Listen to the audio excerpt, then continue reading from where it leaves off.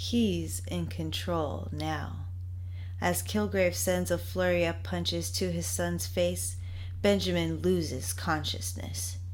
But Killgrave isn't finished yet. He follows up by throwing him against the wall across the room, causing a large crunch sound to come from the collapsing structure. Zebediah Killgrave was okay with his son helping. He was okay with his son experimenting with his blood. He was even a fan of some of his little interventions. But Benjamin had to take it too far. He played with his father, Killgraves, things, and he put Killgrave in a coma. For that, he had to pay. For that, he has to die. As Killgrave wraps his fingers around his son's throat, Jessica struggles to regain control. Fighting Benjamin and taking him in is one thing, but she never agreed to kill him. Killgrave doesn't listen. He is deep within Jessica's mind, deeper than he has ever been before. He knows what she truly wants, and at this point, it is simply a matter of doing. Jessica struggles to regain control of her body once more.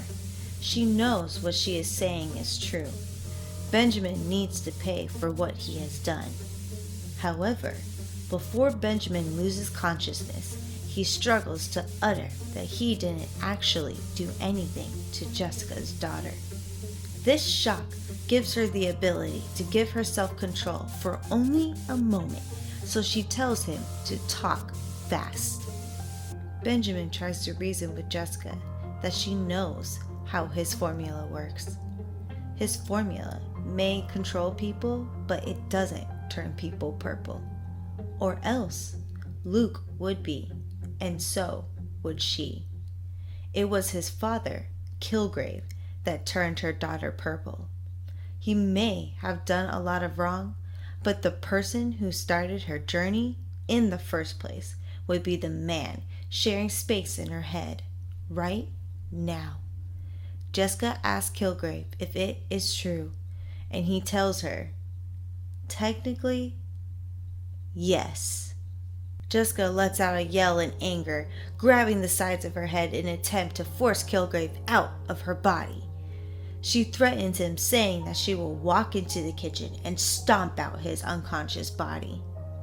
Killgrave, growing tired of this, tells Jessica to stop the theatrics.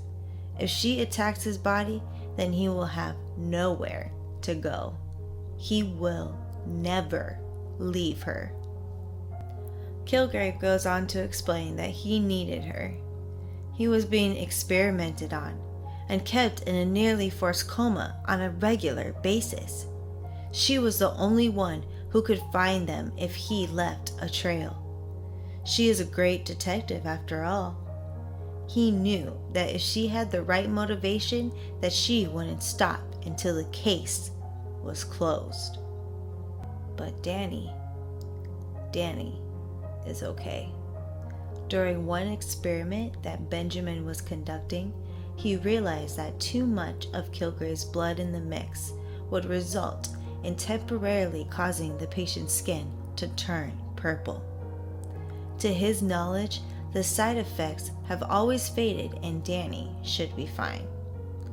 One night, Killgrave was able to control a delivery man and had him take a vial of the bad mixture and a syringe.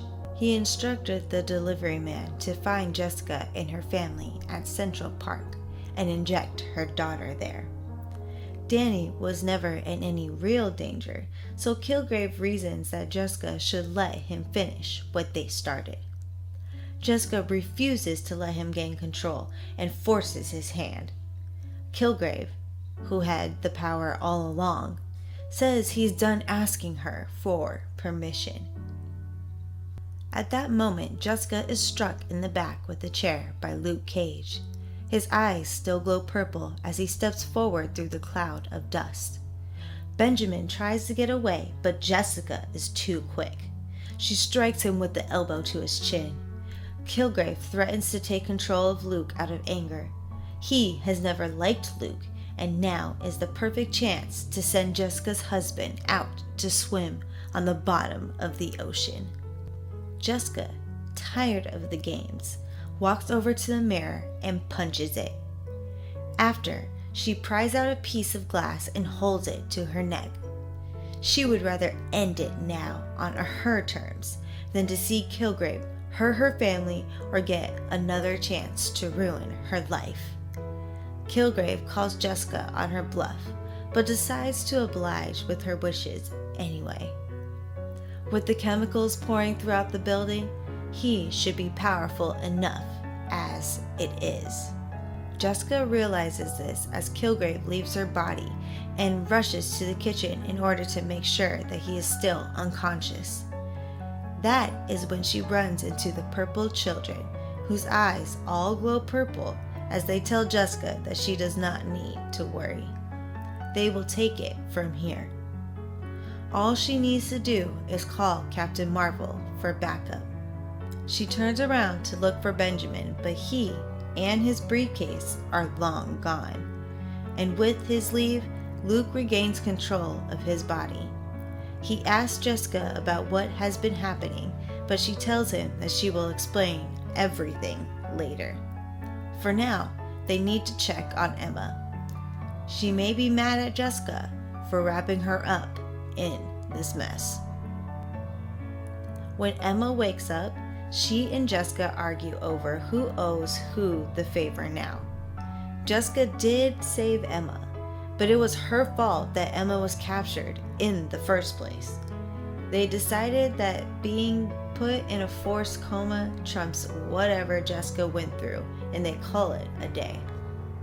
As Emma leaves Jessica and Luke and walks into the distance, as Carol walks up from behind them, the first thing Jessica tells her friend is that she, Carol, really didn't throw Killgrave into the sun.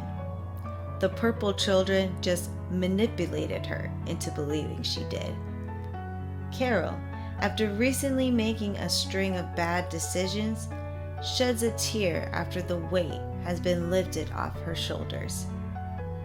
She will begin the intake process for Killgrave at the raft, and then she will give Jess a call later that night.